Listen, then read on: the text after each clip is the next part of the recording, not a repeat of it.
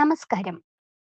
സപ്ലൈകോ നെല്ല് സംഭരിക്കുവാനുള്ള പാടശേഖരം മില്ലിന് അനുവദിച്ചു കഴിഞ്ഞാൽ അനുവദിച്ചിരിക്കുന്ന പാടശേഖരത്തിലെ നെല്ല് മില്ല് സംഭരിക്കേണ്ടതാണ്. ആയതിൽ വീഴ്ച വരുത്തിയാൽ പാടശേഖരത്തിൽ നിന്ന് ലഭിക്കുന്ന നെല്ലിന് ആനുപാതികമായ അരിയുടെ വിലയുടെ 1% ഫൈൻ നൽകുവാൻ മില്ലുടമ എഗ്രിമെന്റ് ക്ലോസ് 9 അനുസരിച്ച് ബാധ്യസ്ഥരാണ്. PMOയുടെ പാനലിൽ റീഅലോക്കേഷൻ ഓഫ് പാടം എന്ന മൊഡ്യൂൾ ഉപയോഗിച്ചാണ് മില്ലുകൾക്ക് ഫൈൻ ഇമ്പോസ് ചെയ്യണമോ വേണ്ടയോ എന്നത് രേഖപ്പെടുത്തേണ്ടത്.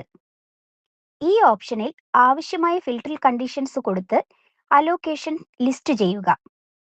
നിലവിൽ പാടം ഇനാക്റ്റീവ് ആണെങ്കിൽ ആക്ടിവേറ്റ് ബട്ടൺ ക്ലിക്ക് ചെയ്ത് പാടം ആക്ടിവേറ്റ് ചെയ്യുക. ഇങ്ങനെ ആക്ടിവേറ്റ് ചെയ്യുന്നവ ഫൈൻ മാർക്കിങ്ങിനു ശേഷം ആവശ്യമെങ്കിൽ പാടം അലോക്കേഷൻ ലിസ്റ്റ് ഉപയോഗിച്ച് ഡീആക്ടിവേറ്റ് ചെയ്യാവുന്നതും ആണ്.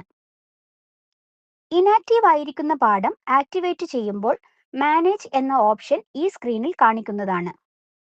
മാനേജ് ബട്ടൺ പ്രസ് ചെയ്യുമ്പോൾ നിലവിലെ അലോക്കേറ്റ് ചെയ്തിട്ടുള്ള മില്ലുകളുടെ ലിസ്റ്റും റീഅലോക്കേഷൻ ചെയ്യാൻ ഇടയായിട്ടുണ്ടെങ്കിൽ അതിന്റെ റീസണും ആ പാടത്തു നിന്ന് എടുത്ത PRS പാഡി ക്വാണ്ടിറ്റി മെട്രിക് ടണ്ണിലും കാണിക്കുന്നതാണ്.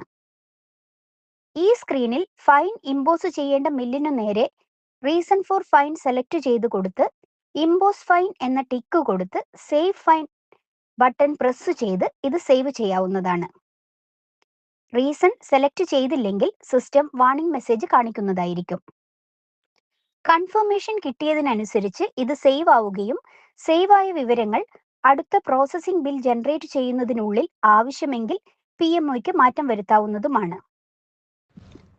റീഅലോക്കേഷൻ ആവശ്യമായ അവസരങ്ങളിലും ഇതേ മാനേജ് ഓപ്ഷൻ ക്ലിക്ക് ചെയ്ത് റീഅലോക്കേറ്റ് പാടം എന്ന ബട്ടൺ പ്രസ് ചെയ്താൽ നിലവിൽ ചെയ്യുന്ന മാനുവലോ ഡൈനാമിക്കോ ആയിട്ടുള്ള റീഅലോക്കേഷൻ ചെയ്യാവുന്നതാണ്.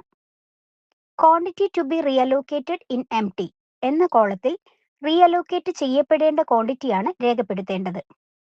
ഇനി ഫൈൻ രേഖപ്പെടുത്തിയതിനു ശേഷം മില്ലുകാരൻ ഫൈൻ രേഖപ്പെടുത്തിയിട്ടുള്ളത് അറിഞ്ഞ് നെല്ല് സംഭരിക്കാൻ തിരികെ വരികയും നെല്ല് എടുക്കുകയും ചെയ്താൽ മാനേജ് ഓപ്ഷനിൽ ചെന്ന് ഇമ്പോസ് ഫൈൻ അൺടിക്ക് ചെയ്ത് സേവ് ചെയ്താൽ ഈ മില്ലുകാരനെ ഫൈനിൽ നിന്ന് ഒഴിവാക്കുവാനും സാധിക്കുന്നതാണ്. ഇവിടെ ഏതൊക്കെ മില്ലുകൾക്ക് ഫൈനിനു വേണ്ടി രേഖപ്പെടുത്തുന്നു എന്നതിനെ ആസ്പദമാക്കിയായിരിക്കും പ്രോസസ്സിംഗ് ബിൽ ജനറേറ്റ് ചെയ്യുമ്പോൾ അതത് മിൽസിന് സിസ്റ്റം ഫൈൻ കാൽക്കുലേറ്റ് ചെയ്യുക. Thank you.